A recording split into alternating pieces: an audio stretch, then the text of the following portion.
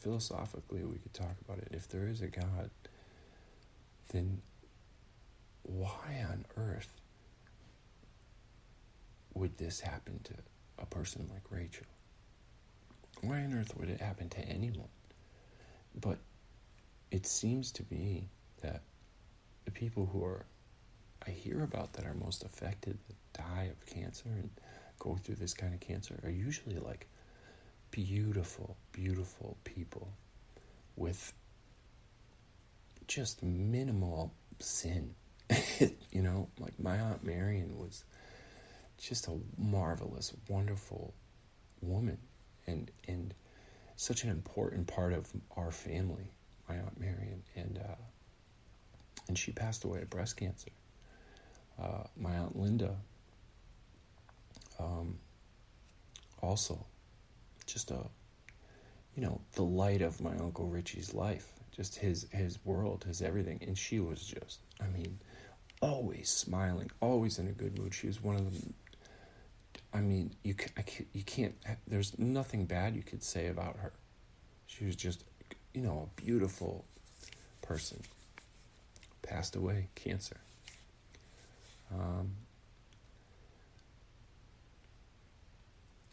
So it just seems to attack the innocent. So it could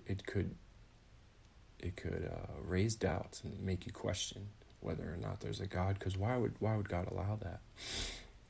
But it seems a little too coincidental, that these are the people that are chosen to carry this kind of a burden. And I think maybe it's supposed to, I don't know. In Rachel's case, I feel like I could really go into it. There's so many things I saw, like her suffering, like needlessly, her age, everything. It just felt, she's just such an honest person, and all she ever wanted was honest. She had honest goals and like basic desires in life, and I started to think, well, maybe there is another world. Maybe there's maybe when you die, you do God. Maybe God needed her elsewhere. I don't know. But I also think that it's supposed to serve as some sort of lesson for us that are left behind. And I think that's my major crisis right now of meaning. Like, how do I turn this into something that can be used in a positive way? How can I share my experience? And as of now, I've done this. I've done like Facebook or whatever, but I've written things down, but nothing really that felt meaningful to me. I haven't given back in any way or contributed to people, because now I'm realizing that there's so many people that are in need, and some people don't have that person. I was so lucky. Like, we were so lucky. We got charity and I didn't have to work. It was insane. Like, I can't imagine if we didn't have that help. I could be sitting here with just like a mountain of regret, and I wouldn't survive that. So, I think that's, I don't know, mornings like this remind me of that time.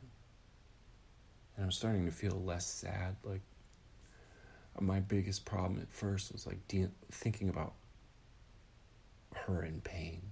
It was really hard for me, or thinking about like the bad parts, like her suffering needlessly, what she went through, the weight, like thinking about her being selfless while she was like dying. And that was what I was like harping on for a long time. For the first year, I just couldn't get over that day. I couldn't get over that month, those last, I just couldn't get over watching her suffer, and those images and everything. I couldn't, I was so stuck on that, and I was just in awe of how she handled it, and I couldn't get past it. But now when I think of it, I'm so grateful I'm just grateful that we did have like mornings together like that. Because when you love someone so much and you know it in your heart, but you wonder, I think there's times where in relationships where maybe you haven't faced like a massive challenge, or you haven't,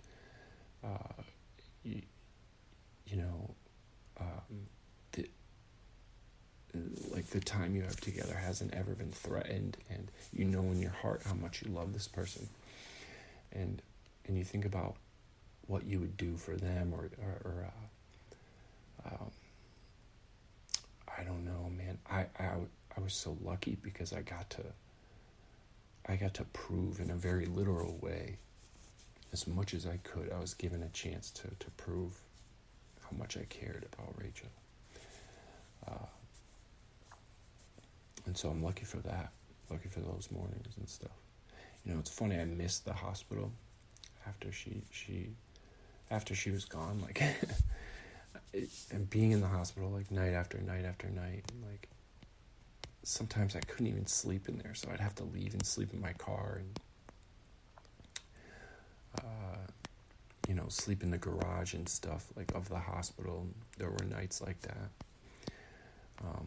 But then there were nights where I slept right next to her in the hospital, like several nights, and after a while you just, I can't wait to get out of this hospital and everything, and have a shower and all this stuff. But I missed it. I ended up missing it. Like, there's just something nice about, especially when someone's going through a lot of pain, someone you love, and you're basically living in a hospital room and having her, knowing she's safe, knowing that she's comfortable in a bed, she can adjust. If anything goes wrong, there's nurses to help her. She's getting the pain management she needs. She's getting meals delivered. Like a morning with Rachel, with like watching the news or whatever. I miss those mornings. I really do.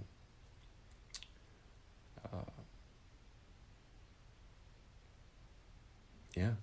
So I just want to do a cast. I was supposed to do like 15 minutes because I'm literally sitting here watching the sun come up. But it is up now, so sorry this ended up being a longer podcast. But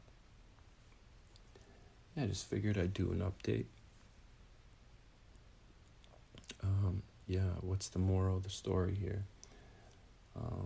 God does exist, so I think now where I'm at, if we're talking about an update, it's like I'm ready to stop thinking about it and start doing something about it.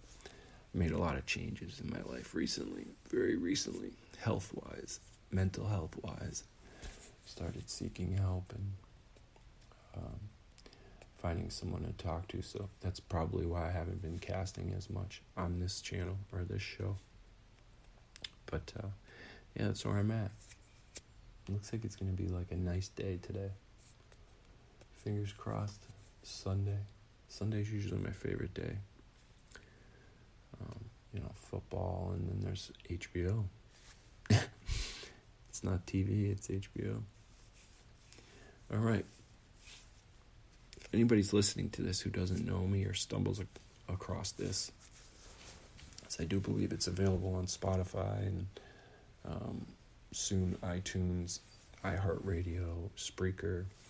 But if anybody does stumble across this and who's struggling, who either has someone they love who's sick, they're sick themselves, or has lost someone, for any reason, my email address is listed on the show for contact info.